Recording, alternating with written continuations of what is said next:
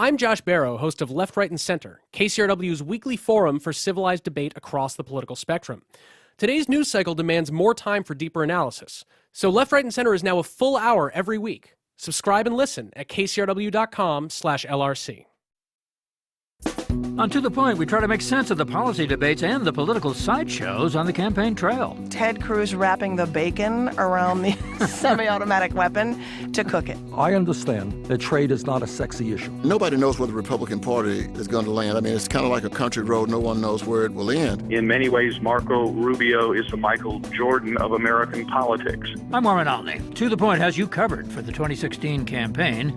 Find the To The Point podcast on KCRW's iTunes page. From KCRW Santa Monica and KCRW.com, it's The Treatment.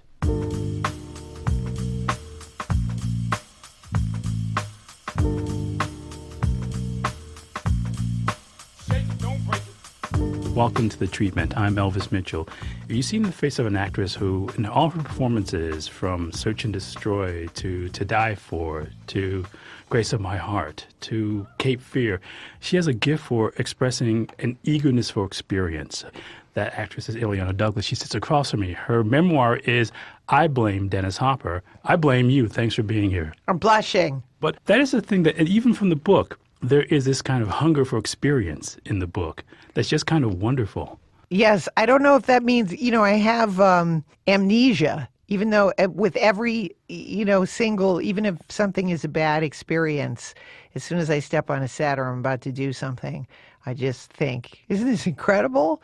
Isn't this amazing that we get to do this? I don't know what happens to me. And I've always retained that through the ups and downs of my career.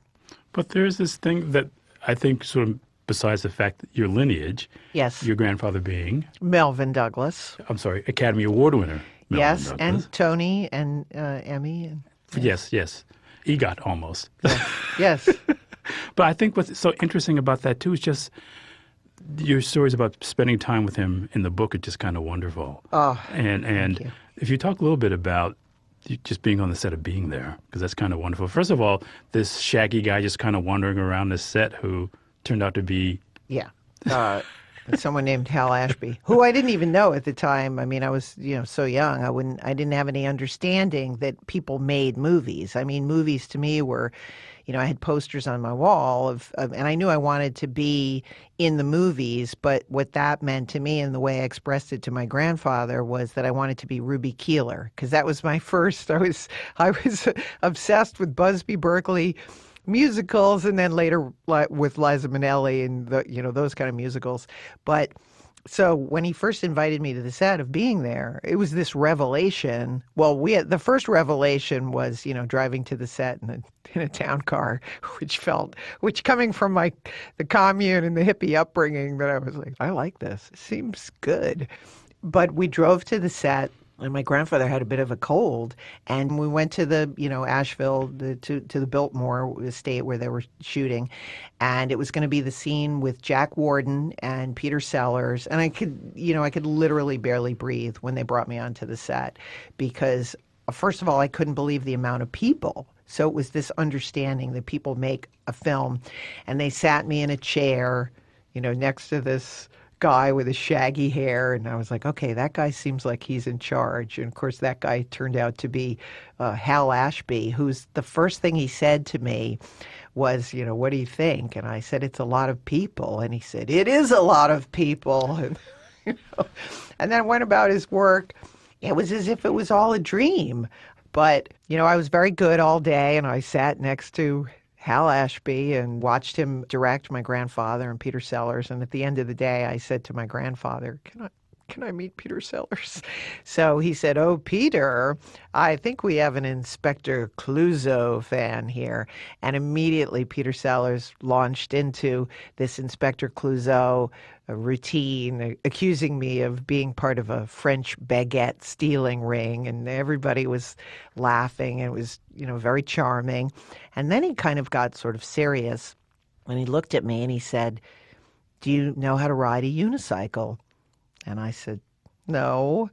And he said, oh, but you must learn to ride a unicycle because it's hard and not everyone can do it. And it was, it was like, okay, sort of an interesting thing to say. And I'd sort of forgotten about it, for many years. And then I was going through kind of a rough time. I'd moved back to New York, and I decided to go to a psychic, because I always think, men go to prostitutes, and women go to psychics. We both spend money looking for answers that we never really get. But I went, and it turns out she wasn't a psychic; she was a medium. So who do you want me to contact? So she contacts, I said, I guess my grandfather, Melvin Douglas. So she contacts him. And while she's contacting my grandfather, she said he's with someone. And she described this image of a man, he's surrounded by pink, and he's doing like a tic-tac-toe on his forehead. And I suddenly had this flash that in my childhood bedroom, I had a picture of Peter Sellers from a People magazine cover, and it was indeed pink. And I said, is it Peter Sellers? And she said, yes, it is. He's nodding. He's saying it is. And then all of a sudden she got this quizzical look on her face, and she said, he's riding a unicycle. Does that mean anything for you? And I just couldn't believe it. That was just like this odd tie into. I said, yes, I think I know what that means. And then, we had this long sort of communication, at which point Mr. Sellers and my grandfather wanted me to come back and watch the movie Being There and have the medium translate. So I thought, how could I miss this opportunity to get commentary from beyond? And I did, in fact, make an appointment, and I went back and we watched the movie Being There, my grandfather, Peter Sellers, commenting, but not before. I had returned home, and I thought, well, okay, is this really real? But I thought, wow, how could she pull something like that out, a unicycle? And I went to my home in Connecticut. I went into the basement, and there in the basement was a unicycle. I don't own a unicycle. I had not purchased a unicycle. Came riding up. I saw my brother, and I said, there's a unicycle in the basement. Where did it come from? And he said, yeah, isn't it great? I found it at the dump today, and I'm going to learn how to ride it. And as soon as he said, I'm going to learn how to ride it, I just had that. I looked up like, okay, Peter, I get it. And that has become for me so much of a symbol of who I am, what my career is, and really the journey of an artist, which is to be on a unicycle, because it's hard and not everybody can do it. And it requires balance, and it requires tenacity. And I think that, somebody like Peter Sellers, and I like to think of myself as a rememberer, of people. And I think he was so misunderstood. And in many ways, I didn't know him, I just met him, but he was so kind to me. And even in that one meeting, like those meetings that I experienced that day, they've sort of stayed with me. And so then I become the rememberer that will translate those stories, and hopefully other people then will be inspired, by my stories. It's the truth. My guest who co-opted my book, Men Go to Prostitutes, Women Go to Psychics, is Illeana Douglas. Her memoir is I Blame Dennis Hopper. It's funny because clearly the book almost starts like you can't take it with you. I mean, it's a big theatrical family, really, in its way, very theatrical family. And this is the point you get to explain the title of the memoir to the audience, because that could be like a 60s hippie version of You Can't Take It With You, that the house you grew up in. That's a great analogy, because when I first saw that film, You Can't Take It With You, I thought, oh, that's my family. It was completely nutty like that. But it's called I Blame Dennis Hopper because, first of all, my parents were big movie buffs anyway. They dated through going to the movies. They used to go to the Thalia. They lived in the Village. They'd go see all the foreign films. And they went to see Easy Rider. And they just came back from the movie and they were transfixed. And although they had just moved to Connecticut to start basically what I think of, and this is my opinion, like the American dream, living in the suburbs away from New York City, they saw that movie, and my father came home and decided to leave his job and convince my mom. He's like, we're going to start a commune and live off the land and have goats and chickens. And that's what they did. He started a commune called the Studio, and pretty soon it was filled with, hippies. And everybody in my childhood looked and sounded and acted like Dennis Hopper. They all had the bandanas. They all wore choppers. They went to peace rallies. I actually thought that my father invented Earth Day. I thought that because I was so young, they'd get on their motorcycles. I thought that was their work, to go to these, rallies and listen to the Beatles. But there's a guy who came to the house a lot who sort of lived with you guys who you thought kind of was sort of a Dennis Hopper type. Yeah, Tom the hippie. And he was, Tom, again, I always say, I don't know where they found hippies then, because there was no internet or hippie handbook. But Tom the hippie showed up. And, they all start to bring people. It's like, well, Tom brought Annette, and Annette brought Michael, and he brought Jane. And, and next thing you know, you got a house full of hippies, but all listening to, Steppenwolf, and saying that's what it's all about, man. But no, Tom the hippie was, again, a series of father figures for me. That he used to have this great, Dodge van, and he'd ride around. He'd smoke pot and then drive us around in it. And it didn't have a back seat, so he cut tree stumps for us to sit on. And he'd be driving so fast and listening to his Neil Young that he wouldn't realize he'd take a fast turn and the stumps would fall over. And one time we rolled right out at the back of the car. It was like, Tom! Well, but there's a symmetry to this, because you got to, through your concussion, meet the person after whom the book is named. You have to imagine. I had a childhood, again, where it seemed like a movie. There were all these characters from a movie. My parents were in their own movie, They were in hippie, doing the whole hippie lifestyle. They had the poster of Easy Rider in the living room. They had all the vestiges of the hippie lifestyle. And so there was no money to go to college or anything. So it was like, yeah, poor starving artist. I think I can do that. I think I know how to do that. And I very much wanted to impress my grandfather, starting with, again, going on the set of being there. I just thought, okay, career options, I can do this. This is what I'll do. I'll become an actor. But I very much always felt stigmatized for growing up poor. I certainly blame my parents, because I always felt as if they chose that lifestyle. And why did they have to see that movie? Until I met, doing a movie, Search and Destroy, and Dennis Hopper gets cast as my father figure type lover, of course. And we should say who the director of Search and Destroy was. A pretty famous artist. David Sally, who I had gotten to know in New York. And I had seen this play, Search and Destroy, and wanted to adapt it to a film, and wanted to be with Griffin Dunne. Basically, all movies I've ever done are my excuse to work with people I love. And I was obsessed with Griffin Dunne. But yeah, I couldn't wait to meet Dennis Hopper. And on the day I was supposed to meet him, we were driving to the set, and again, the theme of poverty, starving comes in again. The PA, who had not eaten and not slept, fell asleep at the wheel, and we had a 3-car pileup on Park Avenue South. And when I woke up to him sort of screaming over me, police arrive. The movie was so low budget, we didn't even have a walkie-talkie. I'm holding my head going down Park Avenue South. And by the time I got to the set, I was lying on the ground, this cold marble ground, and they're waiting for the ambulance to come. And at that point, I see my life flashing before my eyes. I hear my father. And then I realize, oh my God, that's not my father. That's Dennis Hopper. And I have Dennis Hopper cradling me in my arms, asking me how I am. And now I had this whole speech planned for when I was going to meet him. But of course, now it came out and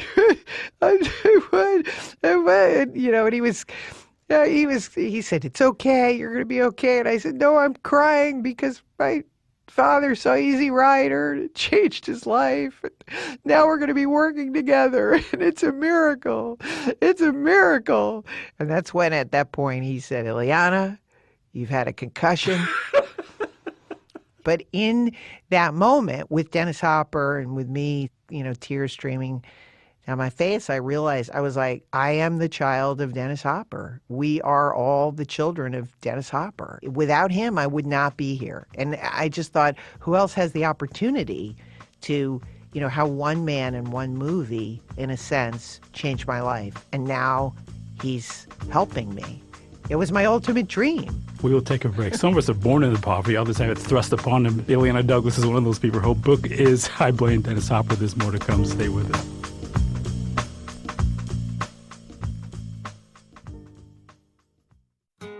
Long before podcasts, there were radionovelas.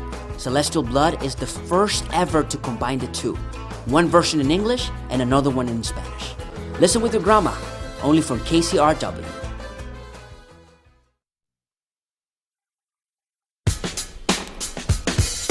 Subscribe to KCRW's Today's Top Tune download podcast to receive a free song of the day. Find Today's Top Tune on KCRW's iTunes page.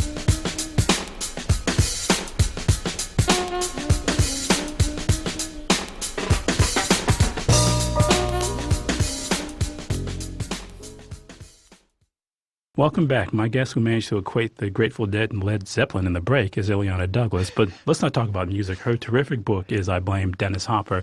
And I do want to get back to this thing I was saying in the opening, where you as a person are driven by this appetite for experience. And I wondered, because you found that a way to translate that into so many of your performances. So as you're writing about Cape Fear in the book, and that's a character who is basically literally disfigured by this appetite for experience. And I just wonder if that's something you found a way, I mean, when you kind of recognize that as being this kind of motor that drives you as an actress. I don't, and I mean, it's amazing that you say that. Like, I approach every role by just trying to say, I'm a movie lover, and what haven't I seen in a movie, and trying to make it as truthful and as honest as possible and be in the moment as much as possible. One of the things I did with Cape Fear, when I read the original script, I mean, I didn't think that it was very truthful. It seemed like, oh, the office tramp gets hers. And I had been profoundly affected by, when I was at school, there was at the neighborhood playhouse, a girl had been murdered in our class. And again, she just happened to be in the wrong place at the wrong time. And then we also had the Jennifer Levin case again, and to me, it was like something that was just about seconds, just being in the wrong place at the wrong time. And I wanted that character literally not to know what was going to happen to her until seconds before it actually happened. Because in my experience, that's how life is. You don't approach life going, originally they had the scene like the guy's putting the handcuffs on her and she's like, hey, what are you doing? I stop that. But to me in real life, that's why we get ourselves in trouble. We go along, we're like, all right, well, I'll figure out some way out of this. Okay, and you don't know until that second. And you're like, uh-oh. This is bad. This is really bad. And so that's what I worked on really hard. I wanted her to be a nice person because I thought it would be a lot more poignant if something horrible happened to a nice person as opposed to the cliche of like, well, she's a tramp, so she deserves whatever happens to her. But there's a part of you that, and it runs through the book, is almost always looking forward to the next day. Yes, that's true. Because who am I going to meet? See, yesterday I'm hanging out with, Michael Nesmith, and today I'm here with you. Life does not get better than Trust this. me, it gets better than this. That name she just dropped was Michael Nesmith. But anyway, we're talking with Illeana Douglas. Her really fun, terrific book is I Blame Dennis Hopper. And sort of in concert with that, if you pardon that expression, you worked on the film To Die For, and there's a great story that's in the book. I want to have you read the section of the book that illustrates how this sort of eagerness to do things, and including your own life and your work, really pays off. Now, this is on the wonderful movie To Die For. And directed by Gus Van Sant, we should say. Yes. That camaraderie of looking out for each other was a reflection of the environment that Gus created. At times, To Die For felt like a home movie. One day I was kidding around with Matt Dillon, and he accidentally broke my thumb. Gus, rather than hiding it, wanted to incorporate it into the movie. We have to take advantage of it, he said excitedly. It's real. She's a skater, and she fell, and she broke her thumb. It worked for the documentary feel of the film.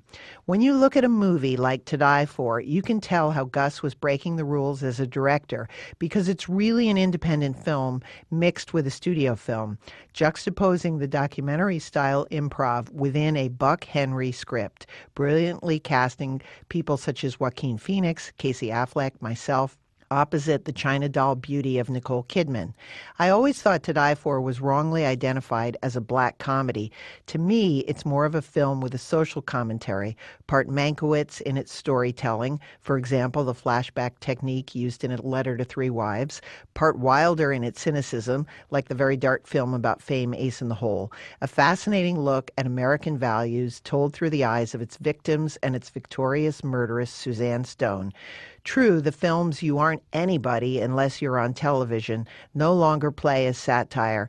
In that way, To Die For predicted the future and the culture of celebrity. I always kept mixtapes that I would listen to in my trailer to get me in the mood for various scenes. Gus would come in sometimes just to hear what I was playing, which for that film was usually a 60s mix of the Beatles, Neil Young, and Donovan. That sort of thing. Gus was in my trailer when he heard Donovan's Season of the Witch. I was thrilled when it turned up in the movie's last scene in the background music while I'm skating. Another time we were shooting Matt Dillon's funeral scene, Gus came running into my trailer and said, "Do you have any sad music?" In the scene, Nicole plays a song for everyone at the graveyard. Well, the song I picked out that day was Imagine by John Lennon. We did the scene, and it evoked strong emotions in everyone. Gus said it worked so well that they would have to get the rights to use it. Well, it turns out Imagine cost too much, and that's a shame, because boy, did that song work for that scene. In the end, they used Eric Carmen's All By Myself, which, if you notice in the film, is slightly incongruous with everyone's performance. But I was thrilled to be able to contribute some musical ambience, like an emotional DJ. My guest, the emotional DJ she is Illeana Douglas. Her book, a really fun book, is I Blame Dennis Hopper. And you mentioned Mankiewicz, then you got a chance to meet Joe Mankiewicz. Oh, my goodness. It's interesting because you mentioned Hopper here and then Joe Mankiewicz, and a lot of the people you end up talking about, certainly Gus Van Sant as well, these people who are really kind of, who can see everything in front of them and take everything in and can immediately make these kinds of assessments. And one of the big examples of that to me, and kind of a sort of ne plus ultra in terms of people you met, is your story about Marlon Brando in the book. I was in L.A. doing a very low-budget movie, and Martin Scorsese was going to be out here. He was going to be getting a humanitarian award, the John Huston Humanitarian Award. And I always have these autograph books that I carry with me. And that night I brought... And these books you had since you were a kid, just collecting these things. Since I met Roddy McDowell, and he said to me, "You're going to meet a lot of interesting people. I'm one of them." Yeah, I mean, basically the beginning of your career in L.A., just again, as a kid, he just said, "Listen, you got to do this. Because he did that." Yes, and thank God he did it, because I was able to reference a lot of the conversations I had. But I was very despondent, because I had left my autograph book at this awards thing, and it had, it's silly, but it had Alan Renee in it, and a poem from Sean Penn, and all these things that for me, I'm a rememberer. I'm an archivist. I don't know why they mean so much to me. Some of it, I'm sure, is the sense of like, it's proof that I made movies, that I met these people. I get great enjoyment, as a movie fan does, in looking at these things. And I lost the books. I was very despondent. I was going to have Marlon Brando sign the book. So in a fit of pique, when he came, I was like, well, I'm not even going to wear anything nice. I put on this like lumpy brown sweater, and, Marty was all nicely dressed in Armani. Well, if Armani's giving you clothes, you'd be nicely dressed too. Anyway. But, so it was with that state of mind, I met Marlon Brando, and he came to the door. It was the Beverly Wilshire, and we were supposed to have lunch with him. And I just thought, you know what? This is going to be my act. He's here to see Martin Scorsese. Just, I've read books. I know how to be a nooka-me, just sit there. Just be quiet. Just be like his quiet, stunning, statuesque girlfriend. And, and go make rice in the other room or something. I don't know. That was like my image. But he came to the door, and he said that he didn't want prying eyes. He didn't want to eat downstairs. So could he come in? And we'd have lunch in the room. And so immediately sort of a little bit of panic set for us. I ran out of the room to cancel the reservations. I came back in the room. And at that point, Mr. Brando, there was these two French provincial chairs, and Marty was sitting on like a club chair. And Mr. Brando had taken all of the cushions sort of off the chair and was laying on them like a pasha. So he was taking up the entire couch. And what was so arresting about him was his eyes. Did you ever meet Marlon Brando? I never did. Oh, my God. Okay, like somebody from another planet. His eyes were sapphire blue, and they just sparkled. I mean, they sparkled like the sun, hitting the top of the ocean. They really did. And on top of it, he was wearing a matching velour sweatsuit, which was also sapphire blue. And he was enormous. He told Marty he had lost weight. And I was lost 30 pounds. Yeah, he said, I've lost 30 pounds. How do I look? And I was like, from what? Like 300?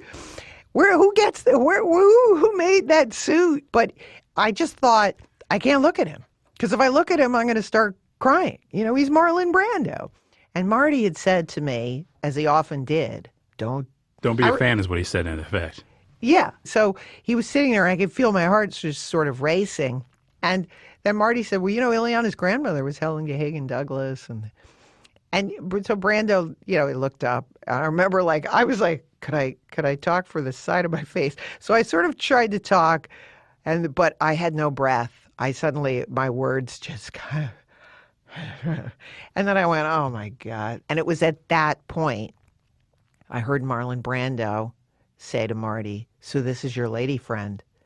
And I just thought, lady, what does that mean, And suddenly there was silence in the room. When there's silence, you haven't been paying attention anyway? I'm like, I look up and I'm like, Marlon Brando staring right at me. And then he goes, look at your feet. And I looked down and I noticed that my feet were inverted towards each other, pigeon-toed.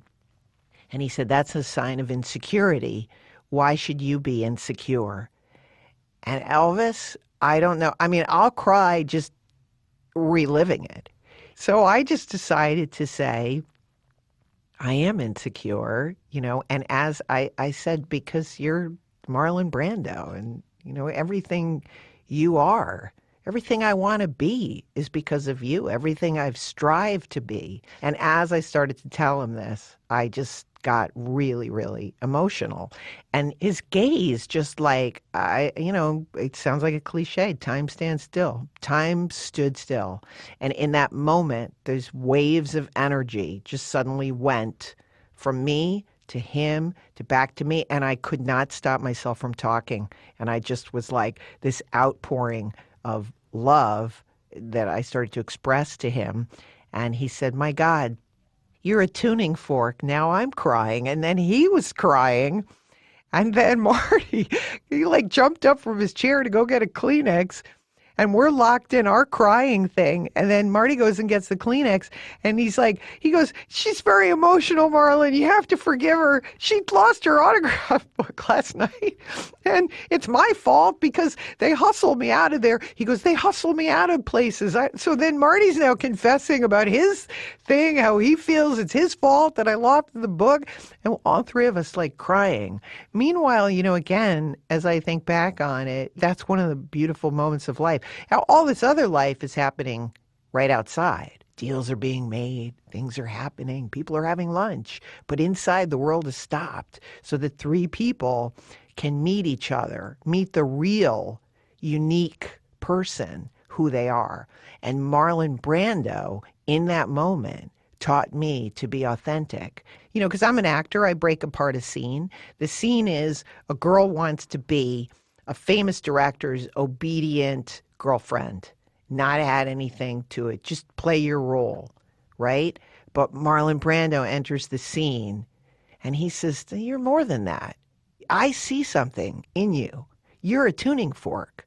I don't care about the meeting or the movie. None of that's important. What's more important for Illeana and Illeana's growth is you're a tuning fork. I can see the love that you have in you, and you've brought it to me, and we're now on a different wavelength.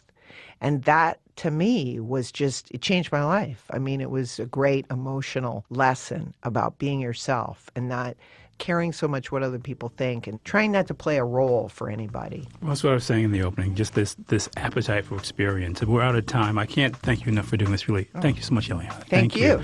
The book is I Blame Dennis Hopper. I blame you for the book. It's really fun. Thank you. No, thank you. Let me thank a few people here. Our recording engineer who also mixes the show, Kat Yor, and Blake White, who's the associate producer and edits the show. I don't blame anybody. It's the treatment.